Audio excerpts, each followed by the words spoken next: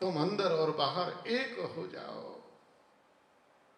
उस दिन तुम्हारे अंदर भक्ति का अंकुरण होगा। उस दिन तुम्हारा कदम परमात्मा की ओर बढ़ेगा। अन्यथा सब व्यर्थ है, बेकार है।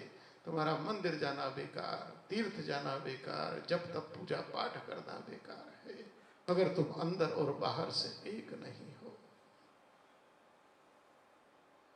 आदमी पाप करते समय बड़ा सजग रहता है, तो दुनिया न देख ले। अरे दुनिया देख भी लेगी तो क्या बिगाड़ेगी तुम्हारा? लेकिन तुम भूल जाते हो, जिसे देखना है वह तो देख ही रहा है, उसकी नजरों से कैसे बचोगे? एक दिन खड़ा तो उसी के न्यायालय में होना पड़ेगा। इस जीवन के पाप और पुण्य, शुभ और अशुभ कर्म,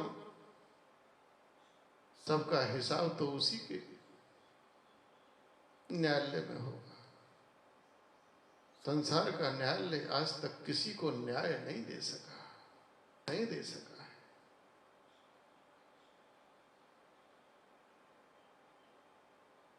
स्वयं परमात्मा मर्यादा पुरुषोत्तम श्री राम बनकर आए,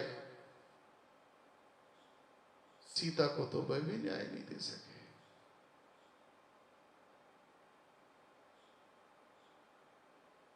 राम ने भी सीता के साथ कहां न्याय किया है? सीता को न्याय नहीं मिला।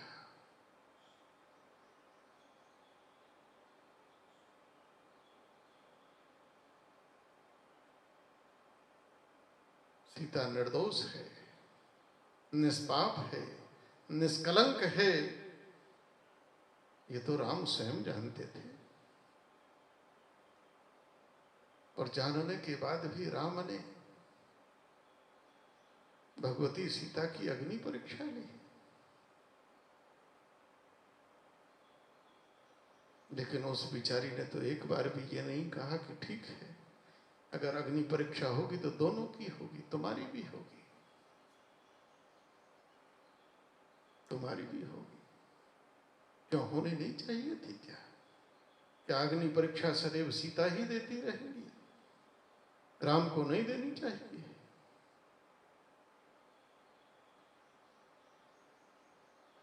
ये दोष सीता के माथे ही क्यों?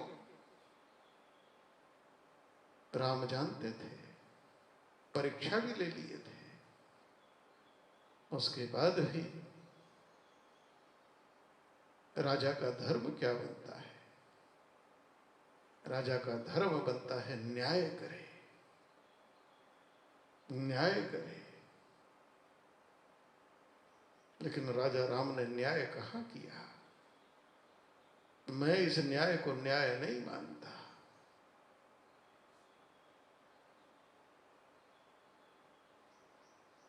अगर रामायण की कथा एक लीला है तो इसे चरित्र मत कहो।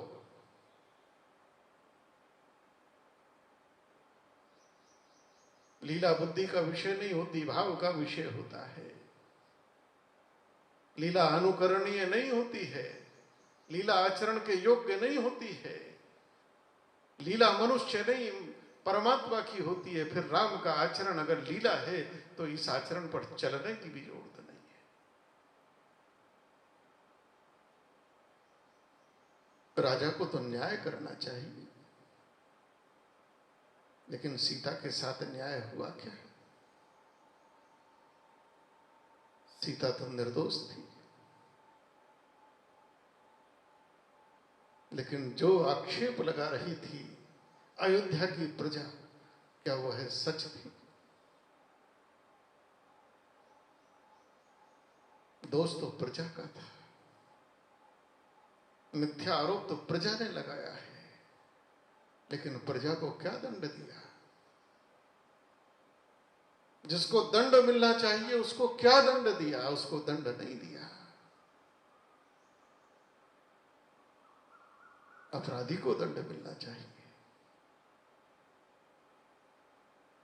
मैंने एक बार एक जज को पूछा था, इतने लंबे लंबे मुकदमे क्यों चलते हैं?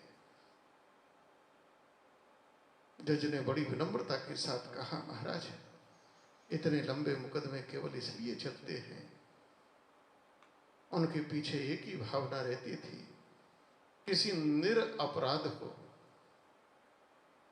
अपराधी मानकर सजा ना हो जाए।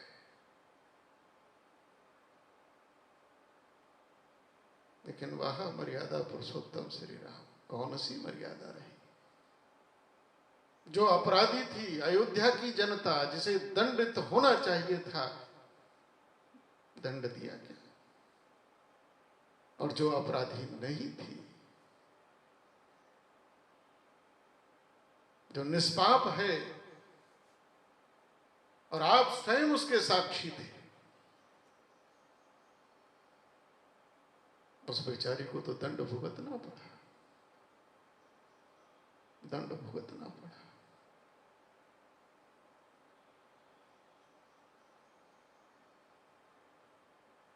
न्याय कभी, संसार की अदालत में किसी को न्याय नहीं मिल सकता, नहीं मिल सकता। न्याय तो ऊपर वाले की ही अदालत में मिलता है। राम न्याय नहीं दे सके,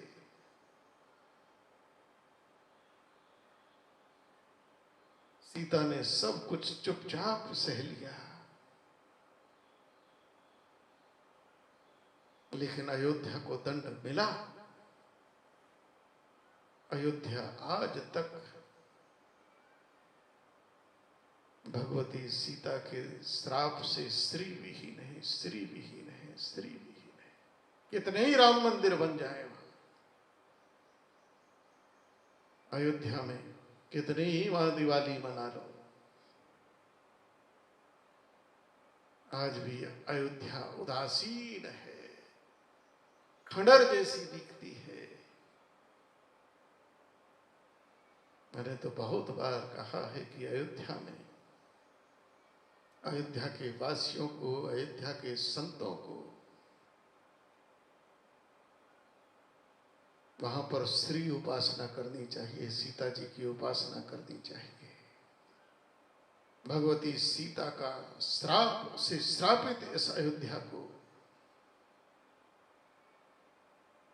सीता जी की कृपा का फिर से पात्र बनाना चाहिए। स्वर्ग और नरक ने भी दंड दिया, दोनों ने अयोध्या वासियों के लिए द्वार बंद कर दिए थे, लेकिन भूलोक में तो राम ना कर सके इस काम को।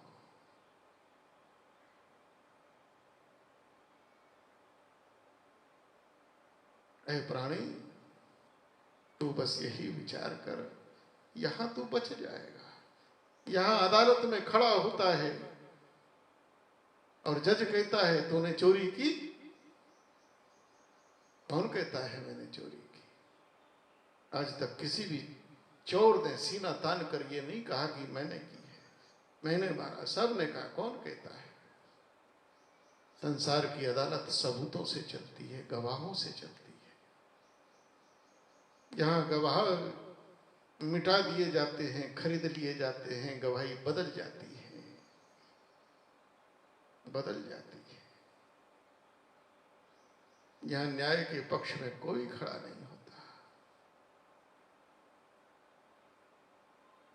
अभी पिछले दिनों निर्भया कांड के 4 आरोपियों को फांसी हुई है।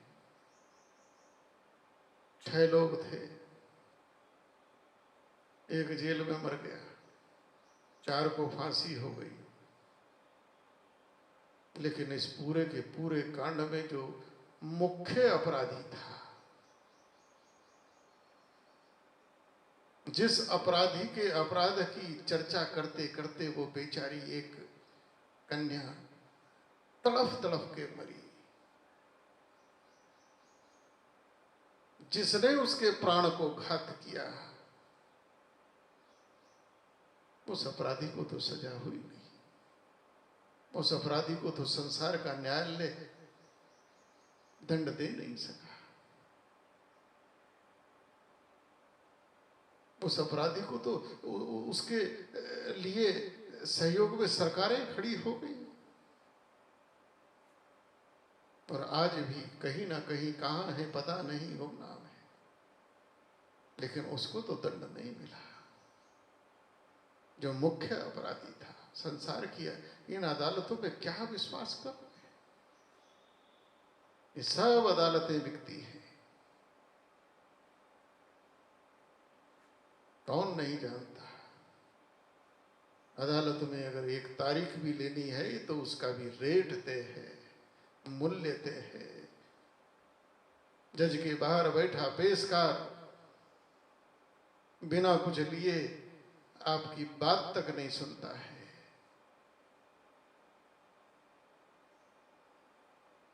उन 4 अपराधियों को जिनको फांसी हुई बचाने के लिए इंटरनेशनल कोर्ट तक मामला गया, इंटरनेशनल कोर्ट तक मामला गया।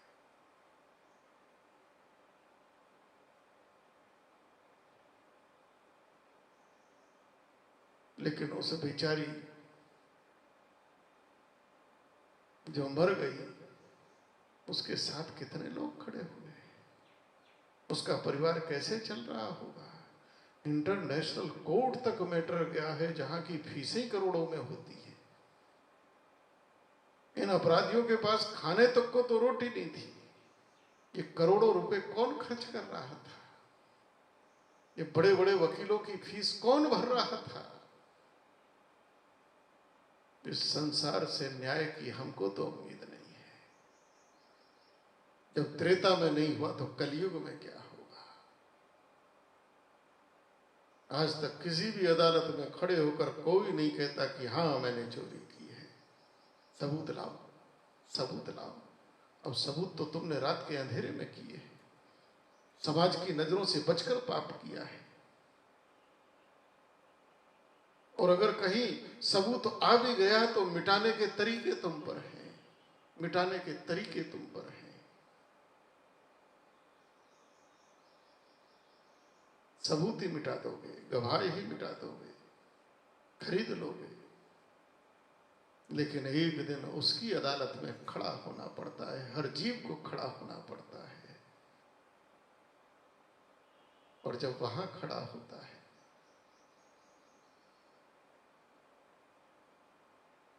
और यम का कोड़ा फटकता है और यम तुम्हारा रजिस्टर खोलकर तुम्हारे पाप गिनाता है, रे तूने ये पाप किया, ये अपराध किया। संसार में तो 2-2 चेहरे लगाकर बाहर जाने का चेहरा कुछ और है, लोगों को दिखाने का अंदर का कुछ और है। हमको तो बड़ा अजीब लगता है कि 2-2 चेहरे लेकर लोग कैसे जी लेते हैं। और जिनको तुम स्टार बता रहे हो, जिनको स्टार मान के भारत पूजने लगा है, इनके तो पता नहीं कितने चेहरे होते हैं, कितने चेहरे होते हैं। लेकिन जब ऊपर वाले की अदालत में खड़ा होता है, लेकिन ये इंसान ऐसा धूर्त मक्कार अपराध स्वीकार नहीं करता। खड़े होकर कहता है, कौन कहता है मैंने पाप किया? सबूत लाओ। ये भूल जाता है कि तेरा एक एक पाप, चाहे शुभ हो चाहे अशुभ हो, चाहे पाप हो चाहे पुण्य हो, एक एक की वीडियो रिकॉर्डिंग हो रही है।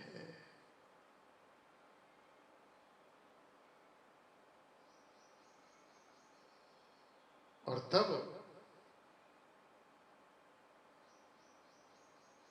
यम गवाह प्रस्तुत करते हैं कि रे प्राणी, दिन के उजाले में जो तूने पाप किए हैं, दिन का अभिमानी देवता सूर्य तेरे एक एक पाप का साक्षी है, देख रहा है।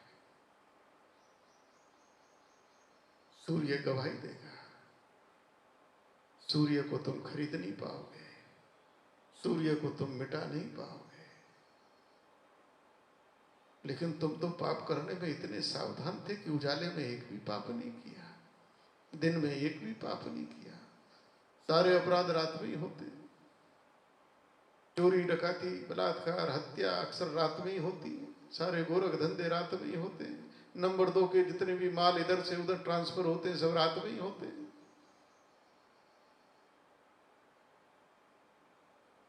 इसीलिए इसको निशा काल बताया गया, निशाचर काल बताया गया है। पाप तो रात में किए थे। बोले रात में तो सूर्य था नहीं, लेकिन तब यम कहते हैं रात्रि का अभिमानी देवता चंद्रमा तेरे एक एक पाप का साक्षी है। चंद्रमा को मिटाओगे क्या? लेकिन आदमी बड़ा होशियार है, सूर्य और चंद्र दोनों से बचकर अंदर जाके पाप करता है। जहां ना सूर्य है ना चंद्रमा है, कौन देख रहा है? न दिन का अभिमानी देवता साक्षी बन रहा है, ना रात्र का अभिमानी देवता चंद्रमा बन रहा है। बोले यहां तो कोई देख नहीं रहा, पाप करो, संसार में चलेगा। सबूत और गवाहों के अभाव में आप बच जाओगे, लेकिन यम के दरबार में जब कोड़ा फटकेगा, रे तू अगर अंदर भी था, जहां ना सूर्य था ना चंद्रमा था, किंतु तेरे एक एक गुनाह का, एक एक पाप का साक्षी वायु है, पवन है। पवन से बचकर कहां जाओगे? एक एक अपराध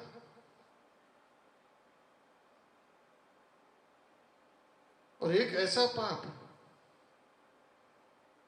जिसे संसार में कोई नहीं पकड़ सकता, और जो दिन रात हम करते हैं, हर व्यक्ति करता है, वह पाप पुण्य, वह मानसिक जो हम मन में कर रहे हैं। आप मन में क्या कर रहे हैं? सरकार, संसार का कोई न्यायालय इस पर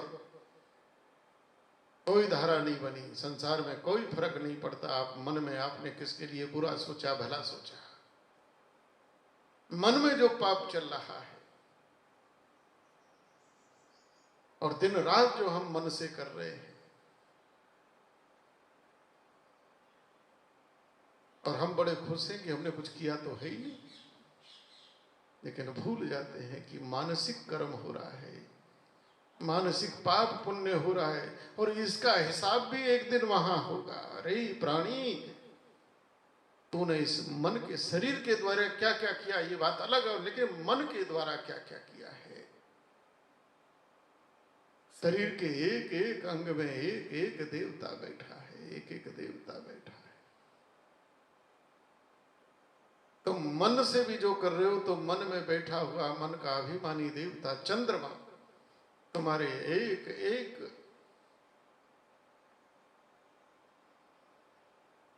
गुनाह का साक्षी है, पाप और पुण्य का साक्षी है। मन का अभिमानी देवता चंद्रमा है, चंद्रमा है।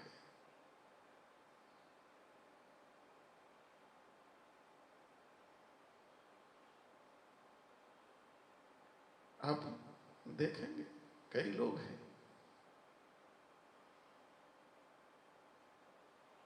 चंद्रमा में जिस प्रकार से पूर्णिमा, अमावस्या, ज्वार भाटा समुद्र की ओर आता है, जल को खींचता है चंद्रमा। हमारे जीवन में, हमारे जीवन की जो मनोदशा है, वो सबसे ज्यादा अगर प्रभावित होती है तो अमावस्या और पूर्णिमा के आसपास होती है।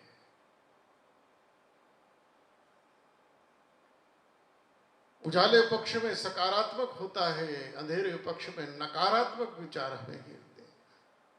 संसार में इसका शोध हुआ है, पूरे संसार में लोग आत्महत्या करते हैं।